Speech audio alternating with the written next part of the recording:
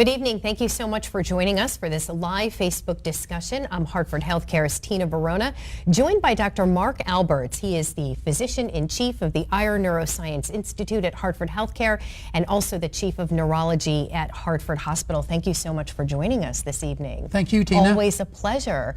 Well, we have a lot to talk about tonight. Some new advancements, groundbreaking medical breakthroughs in the treatment and prevention of stroke. We're talking about a new drug, Dexa, and then we're going to talk about some research that we're involved in. So let's talk about Dexa off the top. This is really, this is an incredible drug that we're talking about in terms of brain hemorrhaging and controlling that. Tell us what Dexa is and what it does. Correct. So this is a groundbreaking drug that was just FDA approved a few weeks ago. And for patients taking some of the new class of agents that we may have talked about before, the so-called NOACs or DOACs, specifically Eliquis and Xarelto, that folks may have seen advertised on TV. What it does is that if folks have a side effect of this, abnormal bleeding in the brain or bleeding in other parts of the body that are considered very serious or life-threatening, we give this medication intravenously, and it almost instantaneously reverses the bleeding effects of the medication. And hopefully that stabilizes the bleed, stabilizes the patient, and helps them get better. Is there a time frame that you have to administer this drug in those patients that are experiencing that brain bleed? Right, it's typically within a few hours that they're discovered to have the brain bleed, because that's when the bleed is most likely to expand and make the patient worse. Right. So it is really meant to be given in the acute period. Right. So we have administered this drug here at Hartford Hospital in some patients. What have you seen so far in terms of the effects of the drug? Right, so in the vast majority of patients, the bleed has stabilized, the patients have clinically stabilized, and then they have gone on to recover in a normal fashion. What happens if you don't give the medication is that there's concern that the bleeding will continue, the blood clot in the brain or elsewhere in the body will continue to grow, and the patient will have a worse outcome. Right. So we're talking about a matter of life or death or severe deficit as a result of a brain bleed. Correct, especially if the bleeding is in the brain. We're talking about, because that is a type of stroke. Right. It's a bleeding or hemorrhagic stroke, worse deficit, but it can also help with bleeding elsewhere in the body. If they have a massive bleeding in their stomach, what we call a GI bleed, or other parts of the body. Any catastrophic or life-threatening bleed related to the use of Eliquis or Xarelto can be reversed or halted by Dexa. Which many people are on out there. You see the ads all the time. Correct. For those medications. And it's important for our viewers to know that there is a net benefit of using Eliquis and Xarelto. They prevent strokes related to atrial fibrillation. They can treat blood clots in the legs. So we're not telling anybody to change their medication or anything like that. This is just for the very rare circumstance where they have really severe bleeding in their brain or other parts of their body. This medication can stop that bleeding. How does the drug work to actually stop that bleeding? Yeah, so that's a very good question. It actually works as like a decoy.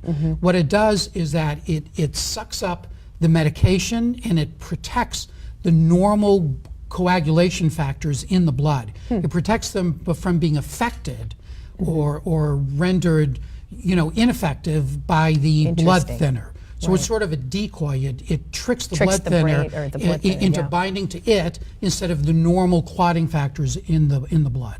Now, interestingly, Hartford Hospital was a select few hospitals chosen to receive and administer this FDA drug, Dexa. How was the hospital selected? Right, so we had to apply to the company called Portola. We had to show our patient population. We had to show them that we had the protocols, we had the clinicians, we had the expertise, we had the pharmacy ready to go to mix up this medication, identify the patients, and administer it in a rapid and safe and effective manner. And because we had all those things, that's why Hartford Hospital is the first and so far the only hospital in the state that has this medication.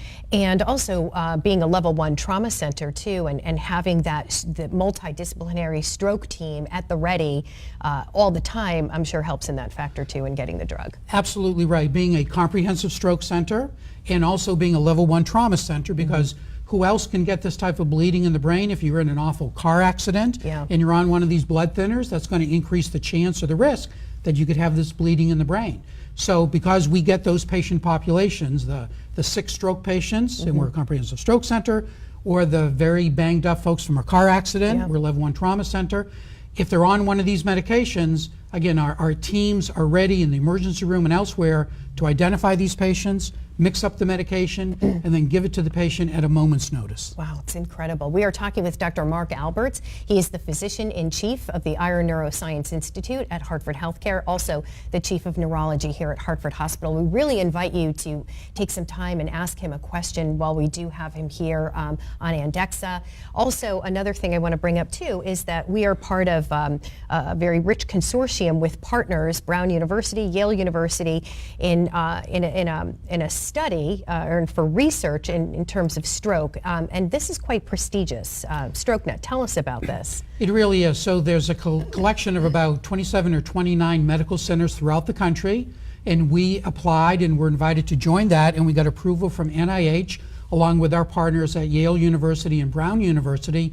We went in as sort of a South New England regional coordinating center, and now we are part of the StrokeNet network. And what that means for us and our patients is that we can offer patients participation in clinical trials, so they have access to the latest medications, the latest devices, and the latest therapies that are designed to prevent a stroke, treat the stroke if it occurs, and then rehabilitate the patient from a stroke if they happen to have it. Wow, that's exciting. And so how do we become part of this consortium? How does this all come about? Right, so what one does, what Hartford did, again, along with our great partners at Yale and our great partners at Brown, is that we had to fill out a lot of paperwork, show them that we had the expertise, show them that we had the patients, show them that we had the network of hospitals, because again, Hartford Healthcare is not just Hartford Hospital. Right. We have Bacchus, we have Midstate, we have HOCC, we have Wyndham Hospital, we have Charlotte Hungerford Hospital, we have a network of hospitals and clinics throughout the state, and now all of those patients throughout our facilities have potential access to these groundbreaking therapies that again can prevent the stroke, treat a stroke, or rehabilitate the patient if they're unfortunate enough and do have a stroke. And it's great for patients here that they don't have to go out of state or elsewhere to get this type of access to these clinical trials. They're available right here close to home. Correct, and these are groundbreaking clinical trials. These are new medications that in some cases are not FDA approved, but they're being tested in a very rigorous manner in FDA and NIH approved trials. And again, these medications may not be available to the general public for months or even years. But now our patients have access to them. What can we see from this research and these trials that we do have access to? What could patients expect from that? Right, well, there are various studies that the StrokeNet network are testing, and some of these are studies, for example, some types of surgery of an artery in the neck that could prevent a stroke, new acute therapies that we can give patients to reverse the effects of a stroke, and then better strategies to reduce somebody's risk of having a stroke and even rehabilitate them. So it really covers the continuum of possible therapies, and this is not just for ischemic stroke, it's also for bleeding strokes, intracerebral hemorrhage or subarachnoid hemorrhage. The StrokeNet Consortium are really testing all of these different approaches for a whole variety of causes of strokes. Which is so important because there's so many people out there that are living with devastating effects from a stroke, rehabilitation, that kind of runs the gamut. So to have that access right here close to home is so important. And that has to make you feel pretty proud to be able to offer patients around here so much, by the way, in terms of treatment for brain hemorrhaging, bleeding of the brain, and then for stroke as well. Absolutely, and like anything else, I'm proud to be part of a large team of healthcare professionals spanning the continuum of healthcare, from EMS and ambulance folks to folks in the ED, nurses, advanced practice nurses, physician's assistants, neurologists, neurosurgeons, vascular surgeons, pharmacists, rehabilitation specialists. We sort of span the spectrum of care. And you know, it reminds me I should put in a plug, because as you well know, we're going to be opening up an inpatient rehabilitation Yes, unit that's right. Next on this week. campus in early September. Yep. And this will allow our stroke patients to stay on the Hartford Hospital campus and really get the full continuum of care, from Right. acute care to rehabilitation, right on our campus without having to go anywhere. And what's nice about it, I took a tour of it recently, and it's literally configured like an apartment. So you can, you know, integrate yourself back into your daily routine, but here at the hospital. So you can learn how to, you know, get back into normal life again. And that's which is really so one of the important. goals, correct. That's really one of the goals of comprehensive rehabilitation, is to get the patient back to their family, back to their community, potentially back to work, but at least back to living at home, Yeah. so they can enjoy meals with their spouse, going out with their grandkids, all the things that really improve the quality of life. Back to Dexa, this is really, I mean, as you mentioned, it is groundbreaking, because this could really make a difference in terms of the outcome for a patient. And you've already seen those effects happen here. So this is really changing the way we deliver care to stroke patients and to patients who have brain hemorrhaging. Exactly. One of the things we live by in the stroke field is the old saying, time is brain. Yeah. When someone's having a stroke, every minute that stroke goes untreated, they're losing close to 2 million nerve cells in their brain. And frankly, I don't know of too many people that I know Yeah. that can afford to lose 2 million nerve cells a minute when somebody is having a stroke.